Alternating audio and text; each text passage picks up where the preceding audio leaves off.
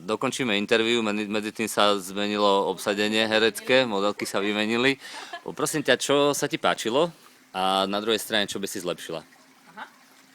Veľmi sa mi páčilo, že sa mi snažilo to dievča povedať aj základnú filozofiu estedermu, aspoň to skúšala, to sa mi veľmi páčilo. Potom, že sa tvárila, že estedermové ošetrenia sa chytili a bežne ich vykonávajú, pretože im doporučujú lekárne, hlavne Sunfarmové klientov, ktorí si chcú vyskúšať tú kozmetiku.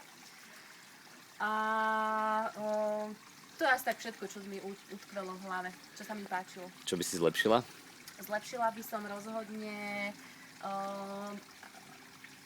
neviem, či sa to dá jednoducho povedať, spraviť z tých dievčat, ktorí ošetrujú estedermové srdciarky, aby z toho bolo cítiť zanietenie a vedomosť o estederme, lebo to je to, čo ju odlišuje.